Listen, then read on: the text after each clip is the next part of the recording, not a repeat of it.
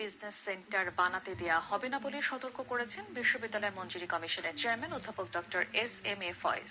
শিক্ষার্থীদের উপর টিউশন ফির চাপ না বাড়িয়ে সামাজিক দায়বদ্ধতা থেকেই বিশ্ববিদ্যালয় পরিচালনার আহ্বান জানান তিনি।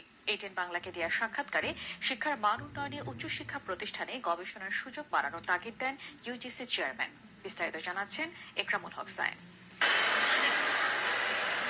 সরকারির পাশাপাশি দেশে প্রাইভেট বিশ্ববিদ্যালয় রয়েছে শখানেকের বেশি। কয়েকটি বিশ্ববিদ্যালয়ের শিক্ষার মান প্রশংসিত হলেও বেশিরভাগেরই শিক্ষা কার্যক্রম নিয়ে রয়েছে নানা প্রশ্ন। একই সাথে শিক্ষার্থীদের উপর রয়েছে অতিরিক্ত টিউশন ফির বোঝা। ব্যবসায়িক লক্ষ্য থেকে প্রাইভেট বিশ্ববিদ্যালয় প্রতিষ্ঠা করার কারণকেই দায়ী করে এ বিষয়ে ব্যবস্থা নেওয়ার কথা জানিয়েছেন বিশ্ববিদ্যালয় মঞ্জুরি কমিশনের চেয়ারম্যান ডক্টর এস.এম.এ. ফয়েজ। আমি মনে করি শিক্ষার্থীদের উপরে খুব বেশি চাপ পড়ছে।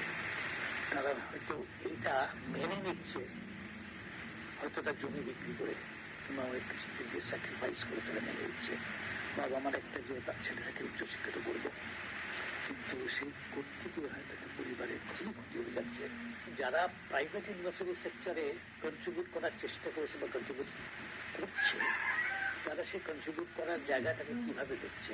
তারা কি তাদের নিজের স্বার্থে কন্ট্রিবিউট করছে ফাইন্যান্সিয়ালি, ও সোশ্যাল রেসপন্সিবিলিটি জিনিসটাকে ধারণ করে তারা কাজ করছে?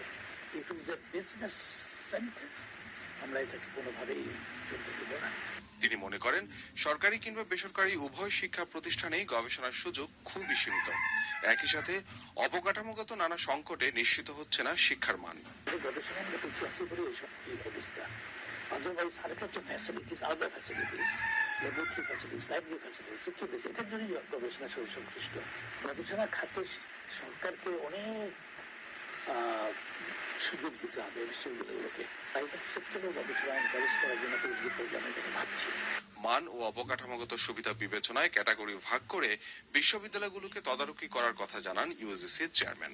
আমরা খুব শীঘ্রই আমরা দেখতে পারবো যে বিশ্ববিদ্যালয়গুলোকে কিভাবে ক্যাটাগরাইজ করা হচ্ছে, কোনটাকে ভালো বিশ্ববিদ্যালয় বলবো, অনেক ভালো বলবো, সবকিছু মিলে অনেক কিছু করার বাকি আছে, খারাপ বলার আগে বলবো যে ভালো হওয়ার সুযোগ আছে। মেধার ভিত্তিতে যেন শিক্ষক নিয়োগ দেয়া হয় তা নিশ্চিত করারও তাগিদ দেন ঢাকা বিশ্ববিদ্যালয়ের সাবেক এই উপাচার্য। কিভাবে ক্যাটাগরাইজ করা